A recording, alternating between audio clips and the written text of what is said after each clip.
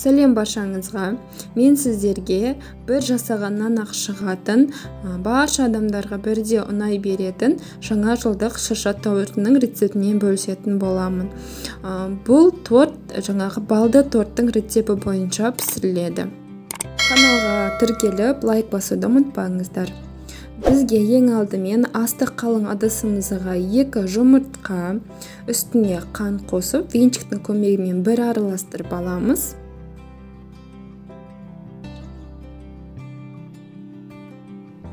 Және де оның үстіне бөлме температурасына ерітілген сары майымызды және де таза балымызды қосатын боламыз. Мен мұнда 3 ас қасық бал қостым. Пешіміздің астын қыздырып, барлық заттарымыз ерігенше араластырамыз. Және де үстіне жарты ас қасық сода салып араластырып отырамыз. Ол массамыз 2 есе ұлғаяды, себебі бал мен содамыз бір-бірімен реакцияға түседі. Үстіне шым-шым тұз қостым. Үстіне жасыл түсті бояғыш салып, жақсылап араластырамыз. Егер сіздерде жасыл түсті бояғыш болмаса, ол міндетті емес. Жақсылап араластыру қажет, себебі түйіршіктер қалып кетуі мүмкін. Електен өткізілген ұнымызды 2-ге бөліп саламыз. Бірінші бөліп салғанда осындай лопатканың көмегімен араластырамыз. Екінші бөлігін салып, қолымызбен жұмсақ қамыр илейтін боламыз.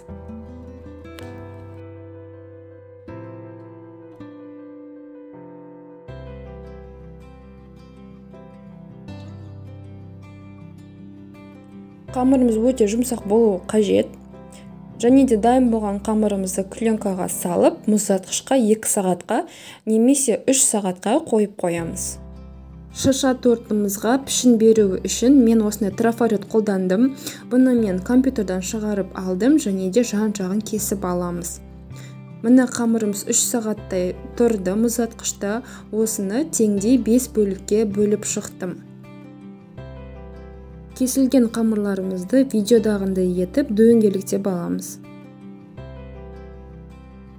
Және де қамырларымызды пергамент бумаганың үстіне жайып шығамыз. Жабысып қалмау үшін азырақ ұн сеуіп, қамырымызды жаямыз.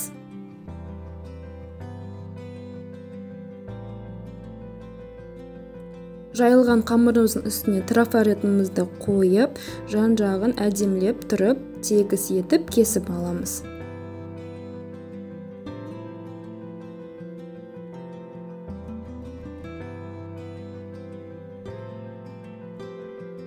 Қамырымыз пешке салғанда қатты көтеріліп кетпес үшін шанышқының көмегімен осылай тесіп шығамыз.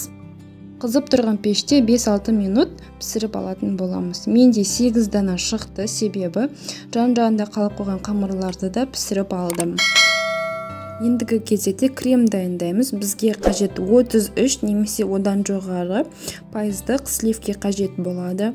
Ең алдымен осы сливкемізді миксердің көмегімен жақсылап тұрып, араластырып аламыз. Кішкене сливкеміз қоюланады. Оның үстіне 2-ге немесе 3-ге бөліп, қант ұнтағын салып араластыратын боламыз.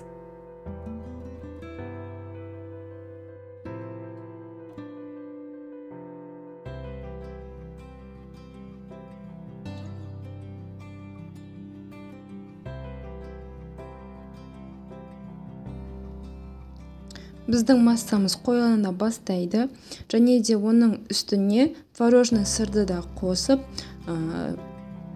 жай жылдамдықтан жоғарғы жылдамдыққа дейін араластыратын боламыз. Қою өз қалпын ұстайтын креміміз дайын болды.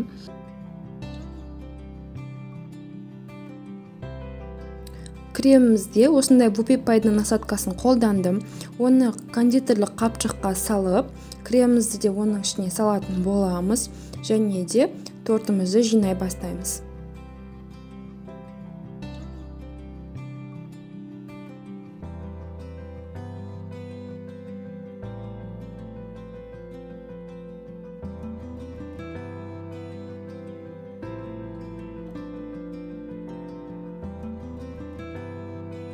кождарымыз қимылдап кетпес үшін осылай астына крем жағып қойдым. Ең алдымен осындай кожамызды саламыз және де үстіне кремімізді дөңгелектеп әдемілеп етіп жағып шығатын боламыз.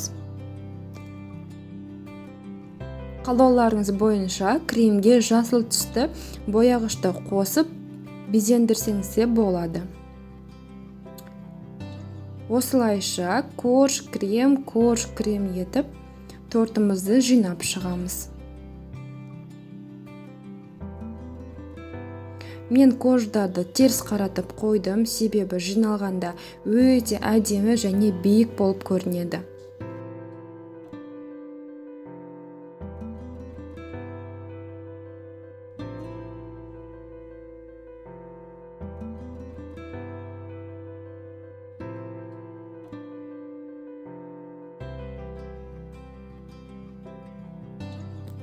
Осылай жағып шығып, кремдерімізді келесі кезекте безендіруге өтеміз. Мен осындай 2022 деген кондитерлік магазиннен сатып алып, оны қойдым және де кремімізге қызыл түс қосып, осылай безендіріп шықтым. Сіздер қалауларыңызша басқа да түстер қосып безендірсеңіздер болады.